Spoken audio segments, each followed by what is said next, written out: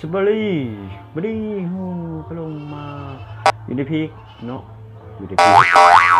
มาเล่นกับเป็นทีไฟบ่มีง่ายๆก็เฮ็ดอัพเล่นซื้อๆบ่มีหยังดอกอัพก็ได้เบ้อบังเอิญก็อัพอ๋อโอ้มันดีโอ้ต้นเกมเนี่ยโอเคเลยเปิดซับเนี่ย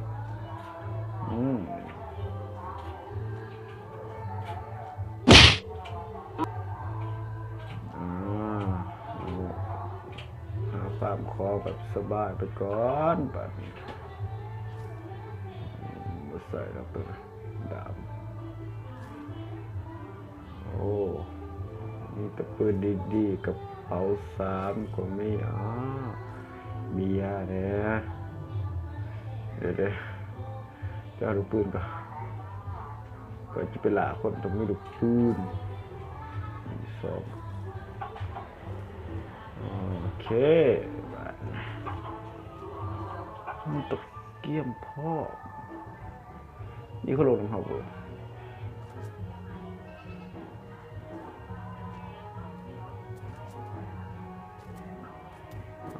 เห็นอยู่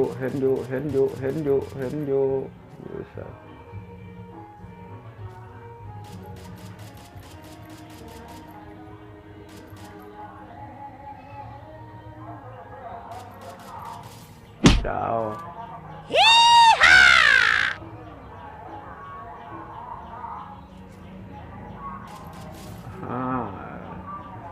ดาว2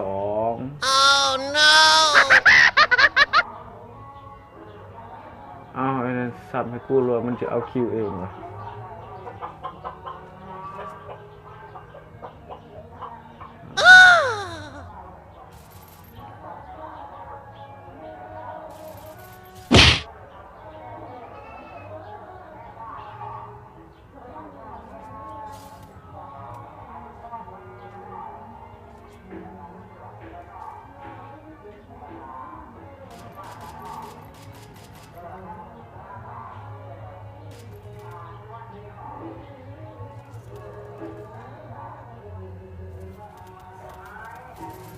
จั่วมึงวะ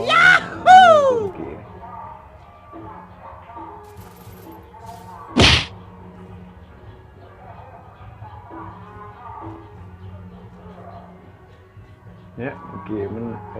เข้าบาดไปแล้ว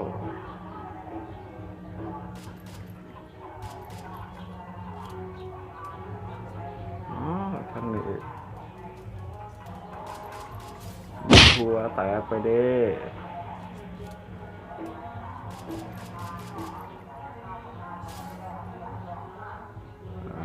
เก็บต่อไปโอ้คือจวดวะคือมันยังนะตัวหนึ่งอยู่มันตายแล้วยินบาดละแค่ละบอกไว้ให้เอิ้นหาทางโอ้ยตักใจบินเกมแม่โอ้ทางหลังดาดหลังนี่ไม่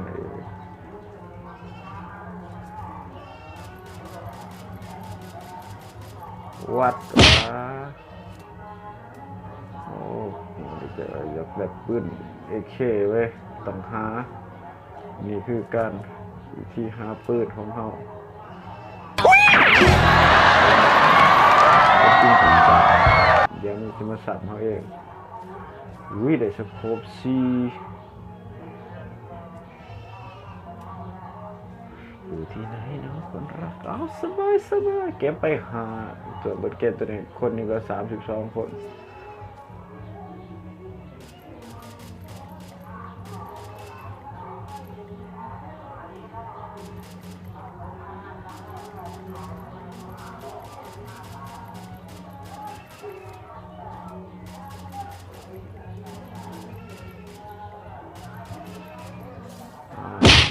โอ้ยจะดูปืนเบิด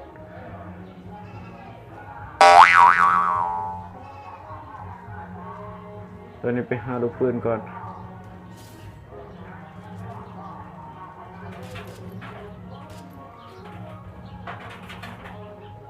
ขอเป็นหนึ่งสุดท้าย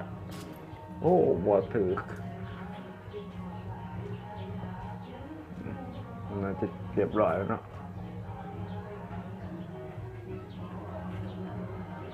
เดี๋ยว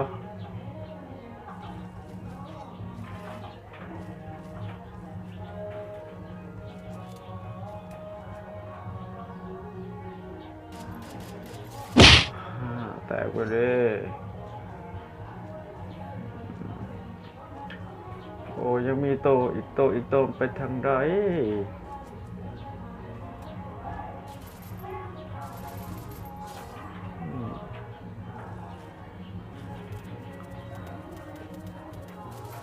วัดว้าวขึ้นอยากวัดว่า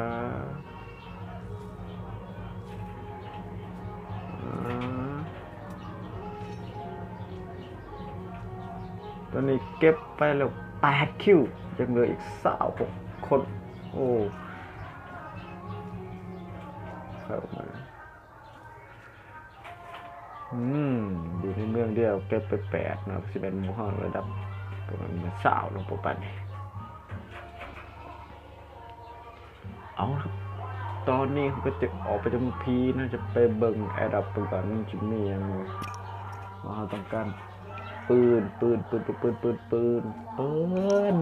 ยังวะปืนสีนึงก็โอเคโอ้เจอแล้วเจอคนแล้วไปดีกว่าเฮ้ยเกมแล้วนี่อัพเกราะกับนี้เดี๋ยวก่อนใจเย็นโอ้เจ็บแ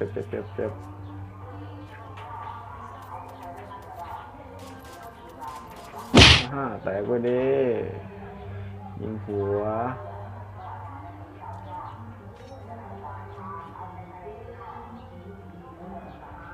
9 คิวมาตาฟักเกอร์เฮ้ยของเขา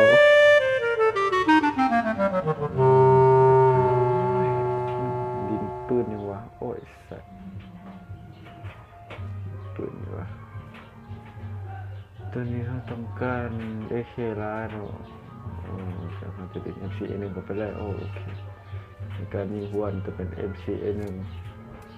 เฮ้ยเพื่อนท้าก็ได้ตีมึงไปใส่เอาสัตว์ขึ้นไปแล้ว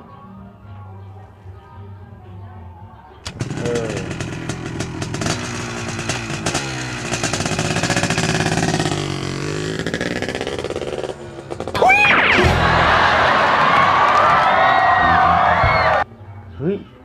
มีคนบโลกอยู่วะ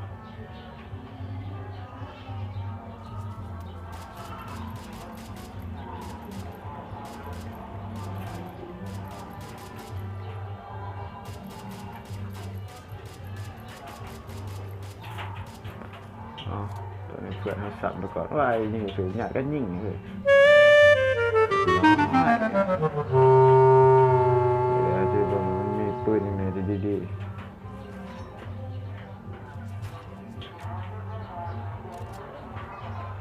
ตอนนี้ครับเปลี่ยนเป็นสก้าเนาะจากชีนึงเปลี่ยนเป็นสก้าเนาะ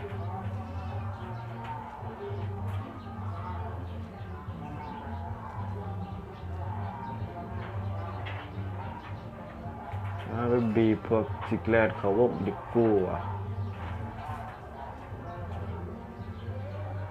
เจอฝามามันอยู่ไซออกมาเนี้ย18 คน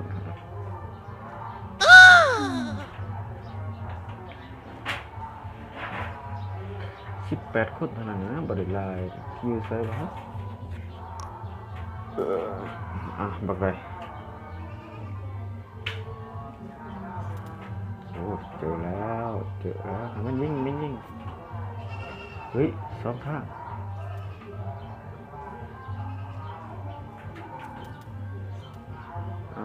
รอเอาก่อนเฮ้ยเจอ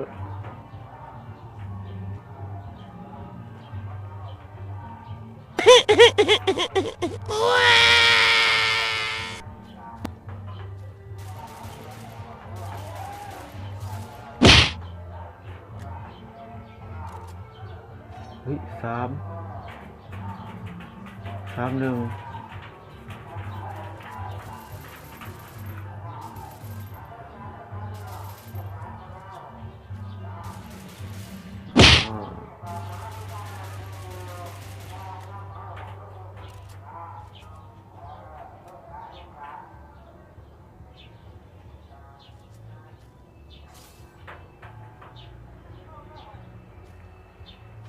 ไม่ใช่ป่ะคุณดูโอ้โหสัตว์เกือบกูตายเกือบกูแตกโอ้อย่าเห็ดลิมนะแม่เดี๋ยวได้ไปหาปืนไอ้เข้มยิงหัวมันก็มีอะไร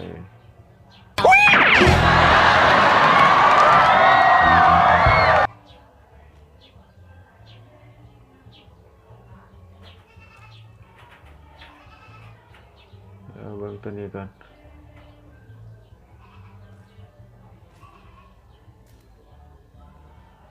อ้าว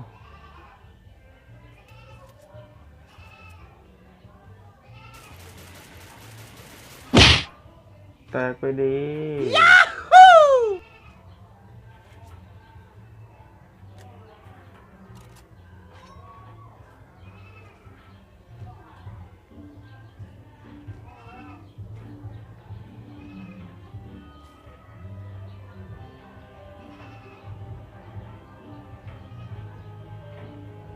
เอาเพื่อนไ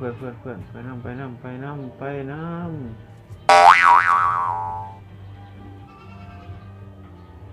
เฮ้ยเน็ตวัสเทียนโอ้ลอยปลาแล้วตอนนี้นี่ไปห้าโมงห้าเลย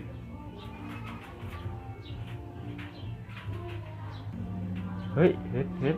เอาไล่ชนมันเลย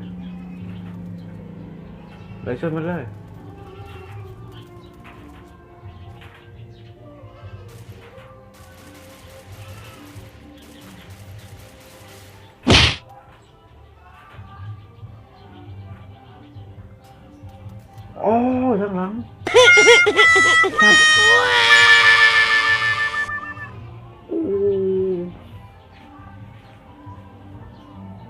โอ้โหเพื่อนกูท่านยิงพ่อคิวมึงนั่งยิงบ่ได้บอกเอ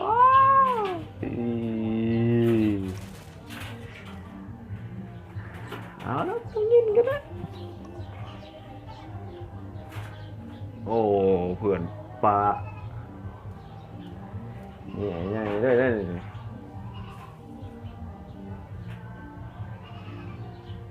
เอาละเพื่อนเอ้ยเอาไอ้นั่นแลนนี้ใส่กระต่ายโอ้โหเพื่อนกูซื้อจะได้ปะอาลิฟมึงไล่ตั้มแต่เฮ้ยมึงจะตายอยู่แล้วมึงคือบทตั้มมาเอาละไปเลยนะยิงมันแหละสองเอาอันนี้ก็จะยิงเนี่ยโอ้ยังบทตั้มมันอีกเอาเลนก็เยอะนะ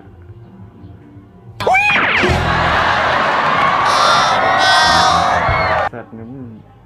มีเก็บเสียงเว้ยเปิดตำแหน่ง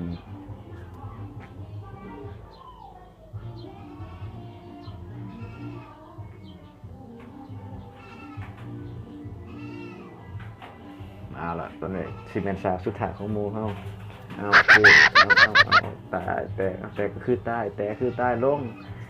เอายืนเอาปบเอาโมกูปบไปจนนี่ก็เจอดิก็ถือว่าเป็นผิดไปตลก